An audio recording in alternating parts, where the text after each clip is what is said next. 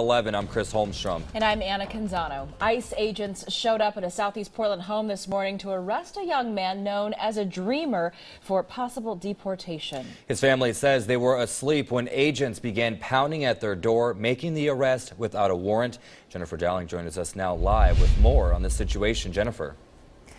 Good evening. Francisco Rodriguez came to the U.S. when he was just 5 years old. He grew up here in the area. His sister, a U.S. citizen, answered the door and she explained what happened next to her brother.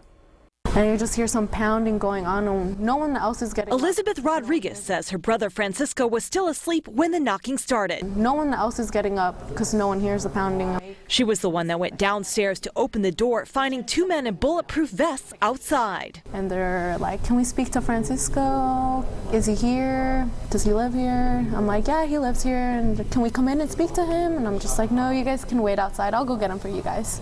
So close the door and The 25-year-old had recently entered a diversion program for a misdemeanor DUI. She thought it might be local police. So I go wake him up and everything. He's just trying to get ready because they're still pounding at the door. Like after I said I'd be back with him. Francisco called his pastor when he realized what was going on. I think I was the first call that he make and the only call he make. Say, "I's here, Father, what I do?"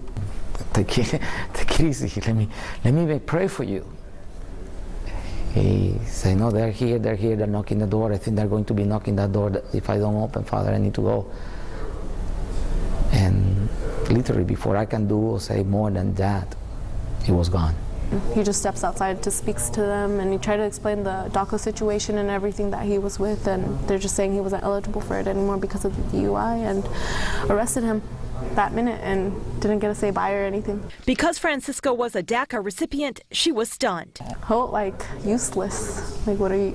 Can't do anything. I'm on the other side of the window just like seeing him getting handcuffed. Francisco graduated from high school here and Mount Hood Community College. He now coaches, works for a local elementary school, and volunteers at a local food pantry. I see someone who actually cares about the community and wants to help. The community is trying to rally around him. People has offered the little money that they have. He's grown up here his whole life, like 5-year-old coming to the United States and then just growing up here 20 years later.